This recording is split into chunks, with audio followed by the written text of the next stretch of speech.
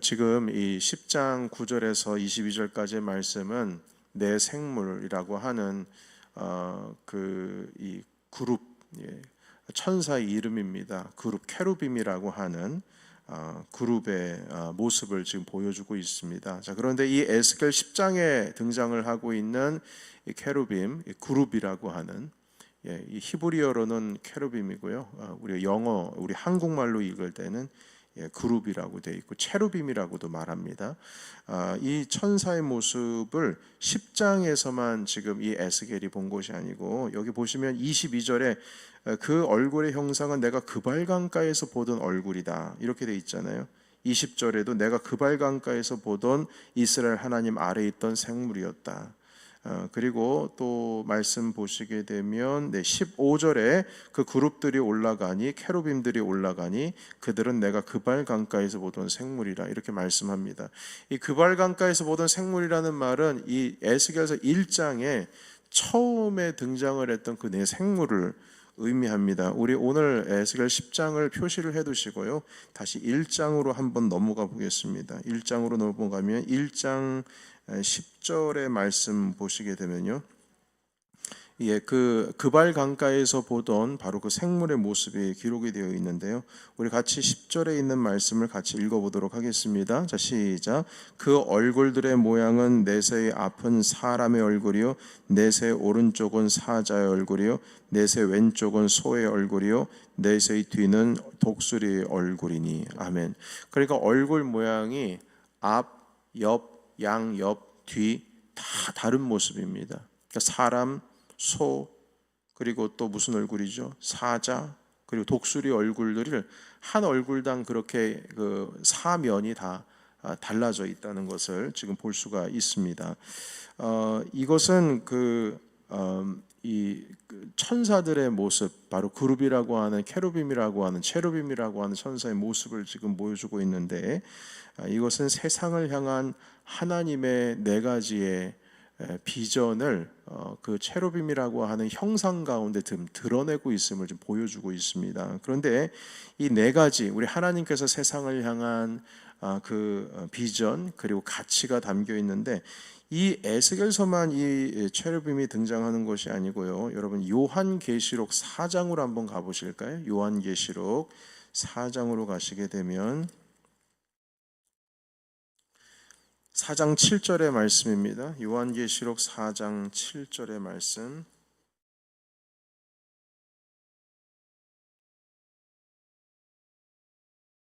4장 6절부터 보면 좋겠습니다. 4장 6절. 6절에서 8절까지 읽겠습니다. 자, 시작. 보좌 앞에 수정과 같은 유리바다가 있고 보좌 가운데 보좌 주위에 네 생물이 있는데 앞뒤에 눈들이 가득하더라. 그 첫째 생물은 사자 같고, 둘째 생물은 송아지 같고, 셋째 생물은 얼굴이 사람 같고, 넷째 생물은 날아가는 독수리 같은데, 네 생물은 각각 6개 날개를 가졌고 그 안과 주위에는 눈들이 가득하더라.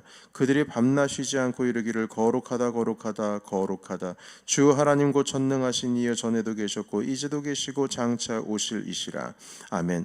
7절에 기록되어 있는 바로 송아지 같고, 사람 같고, 그리고 날아간 독수리 같고, 사자 같고, 에스겔서에 등장을 하고 있는 그 생물이 요한계시록에서도 나타나지 않습니까? 그러니까 이 체루빔, 다시 말해서 그룹이라고 하는 하나님의 보좌를 섬기고 있는 그 천사들의 모습입니다.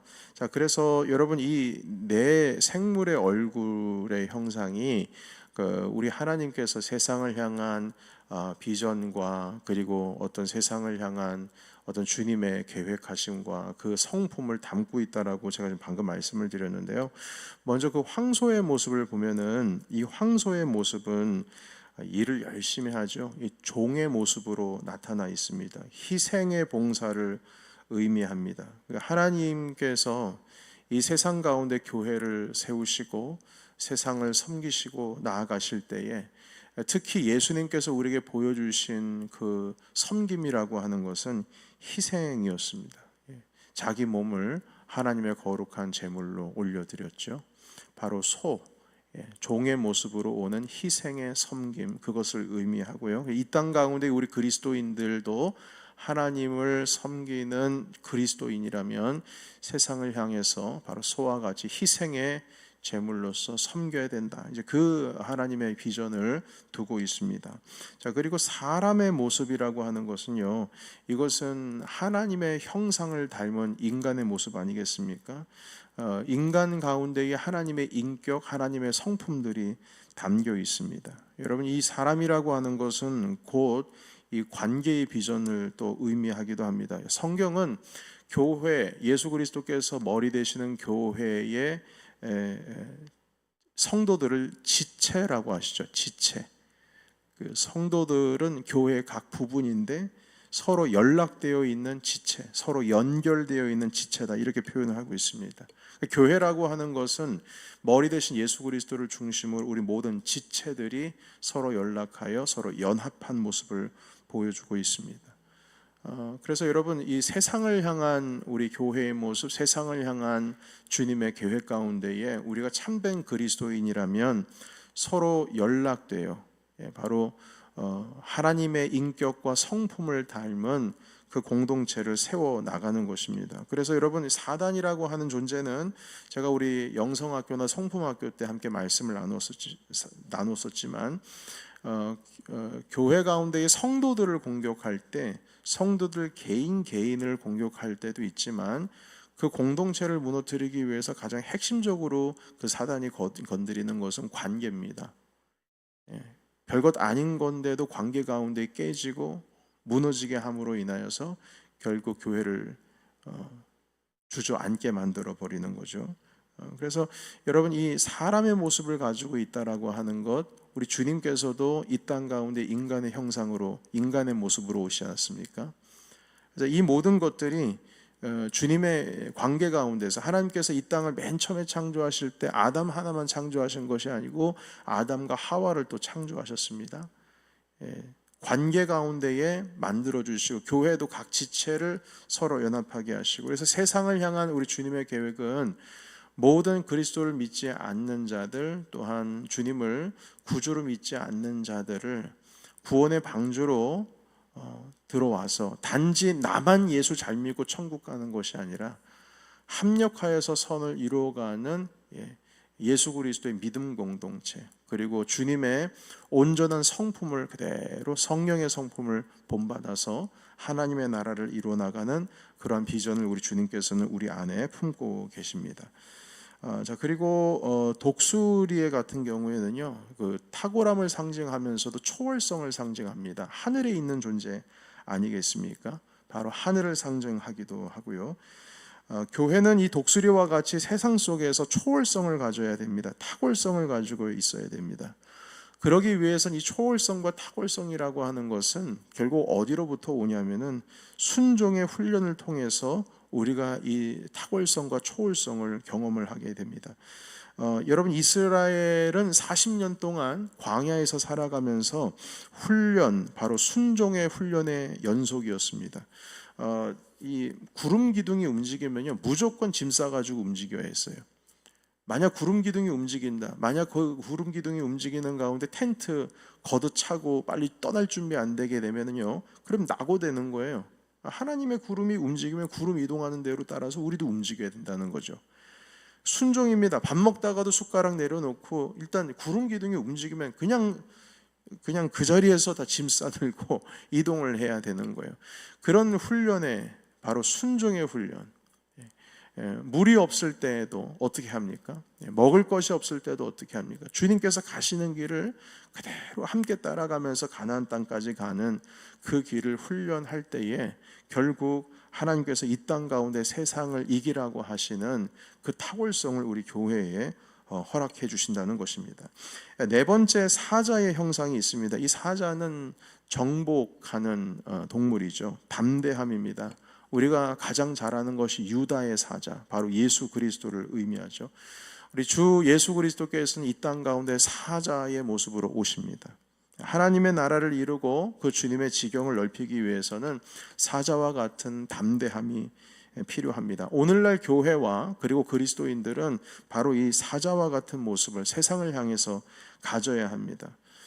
예수 그리스도의 십자가 복음으로 이 세상을 영적으로 정복하라고 주님께서 우리에게 사명을 주셨어요. 그리스도께서는 내가 세상을 이기었노라, 너희는 담대하라, 이렇게 말씀하시면서 제자들을 이 땅 가운데, 교회를 세상 가운데로 파송하셨습니다.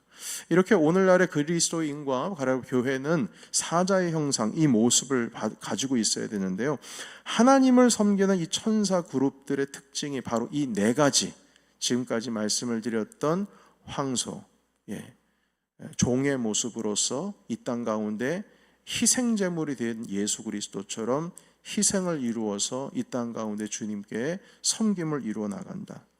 사람의 모습으로서 하나님의 형상을 닮은 인간의 모습, 예수 그리스도의 그대로의 성품을 품고 관계 가운데에서 세상 가운데 교회로서 나아간다. 그리고 또 뭐가 있습니까? 독수리와 같이 순종의 훈련으로 말미암아 이 땅 가운데 탁월성과 초월성을 가지고 순종의 힘으로 세상 가운데 나간다. 마지막으로 사자의 형상, 정복하는 동물로서 담대함을 가지고 예수 그리스도께서 담대하라, 내가 세상을 이겼노라 하시면서 내가 너희를 파송하노라 하신 말씀으로 세상을 향한 교회의 모습이어야 된다는 겁니다.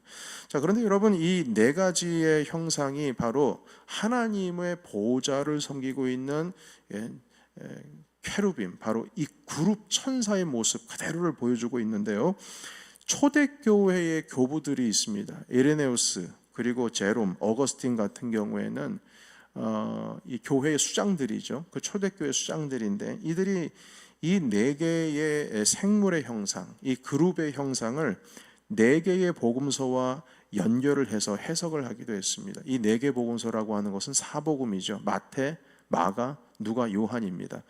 이 사복음서를 바라볼 때 같은 공간, 바로 이 공간 복음이라서 같은 관점으로 보고 성경을, 복음서가 기록되어 있다 해서 마태, 마가, 누가까지가 되어 있지만 이 네 개의 복음서가 이 네 개의 생물과 상당히 흡사합니다. 어떤 의미가 있냐면요, 첫 번째 마태복음 같은 경우는요, 예수님을 왕으로 오신 하나님의 아들 예수 그리스도를 보여주고 있습니다. 그래서 마태복음에서 강조하는 것은 바로 예수님을 유다의 왕이다, 유다의 사자다, 이것을 강조하고 있는 것이 마태복음입니다. 그래서 마태복음은 특별히 유대인들을 상대로 쓰여진 복음서입니다. 여러분, 유다의 사자로서 다윗의 후손, 바로 우리의 유대인의 왕으로 오신 예수 그리스도, 바로 사자의 형상의 모습을 그대로 본받고 빼닮은 것이 마태복음의 모습입니다. 그리고 누가복음에서는요, 제사장직으로 오신 예수 그리스도를 보여주고 있습니다. 희생과 섬김을 강조하는 복음서가 누가복음서예요. 그러니까 예수 그리스도의 고난과 그 희생이, 바로 섬김이 누가복음에 더 자세히 기록이 되어 있습니다. 바로 황소의 형상을 가진 복음서가 되죠. 황소는 종으로 오신 예수 그리스도, 바로 희생으로서 섬기시는 예수 그리스도의 모습을 보여주고 있는 것이 바로 누가복음이 되겠습니다. 그리고 사람의 형상을 가진 복음서가 마가복음입니다. 인자로 오신 예수님, 이 땅 가운데 완전한 인간으로, 완전한 신이시며 완전한 인간으로 오신 예수님, 그 예수님께서 고통을 당하시는 모습은, 여러분, 신은 고통을 당하지 않죠. 어떻게 신이 고통스러워합니까? 이 고난과 고통, 육체적인 고난과 고통을 그대로 받으시는 분이 예수 그리스도십니다. 그 고난을 참으시는, 고난을 받으시는 참 사람이신 예수 그리스도를 강조하는 것이 바로 마가복음의 모습이고요. 마지막으로 요한복음서는 독수리의 형상을 가지고 있습니다. 초월성을 가지고 있습니다. 요한복음, 우리 계속 수요일 날마다 커피 브레이크 나누고 있지만 하늘로부터 오신 분으로 요한복음은 예수 그리스도를 소개하고 있어요. 예수님은 하늘로부터 오신 분이다. 하나님의 아들로서 그의 보내심을 받은 자다. 하늘로부터 보내심을 받은 자다.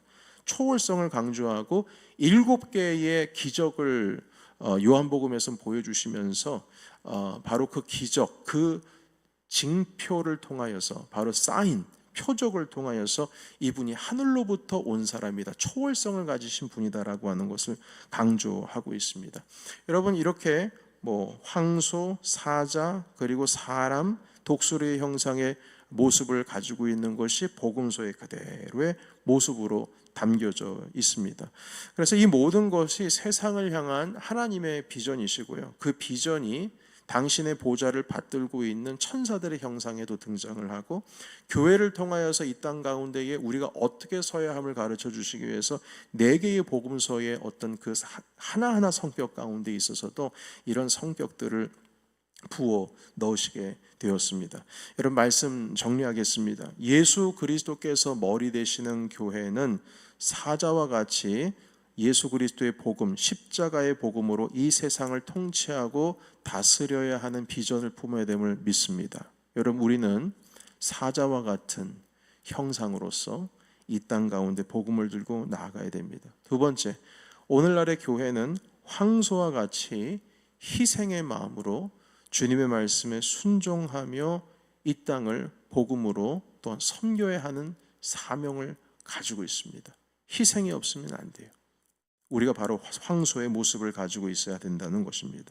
그리고 세 번째는, 우리 교회는, 오늘날의 교회는 성령의 열매인 하나님의 성품인 그대로의 그 성품을, 인격을 받아서 고난을 당하고 있는 이 시대 가운데 있어서도 결코 그 주님의 인격과 하나님의 형상을 그대로 닮은 바로 우리 안에 계신 예수 그리스도의 성품을 잃지 말아야 될 것이고요. 마지막으로, 오늘날의 교회는 독수리와 같이 우리는 하늘로부터 보냄을 받은 자들입니다. 주님께서 말씀하셨죠.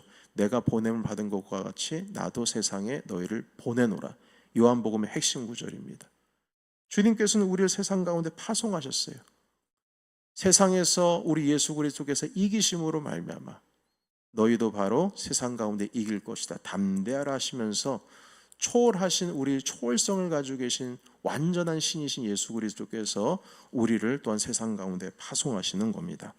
여러분, 이렇게 그리스도인들은 4개의 모습을 그대로 가지고 있어야 됩니다. 바로 하나님의 보좌를 섬기는 그룹도의 모습처럼 말입니다. 오늘날의 교회가 이 세상을 섬기고 예수 그리스도께서 우리에게 허락해 주신 십자가의 복음으로 이 땅 가운데 나간다면 우리가 이 4개의 모습을 그대로 가지고 이 세상 가운데서 주님의 복음을 심기어야 될 것입니다. 오늘 여기에 모여 계신 여러분들 모든 분들에게도 사자와 같은 바로 정복하고자 하는 그 담대함과 기계를, 황소와 같이 희생으로서 세상을 섬기는 순종의 모습으로, 사람과 같이 하나님의 형상을 닮은 모습으로서 예수 그리스도의 그대로의 인격과 인품과 성령의 성품을 가지고, 독수리와 같이 하늘로부터 보냄을 받은 자들로서 우리 모든 초월성, 이 세상 가운데 젖어들어 사는 것이 아니라 하나님으로부터 온 사람이라고 하는 것을 이 땅 가운데 나타낼 수 있는 우리 참된 교회요 그리스도인들이 되시기를 예수 그리스도의 이름으로 축원합니다.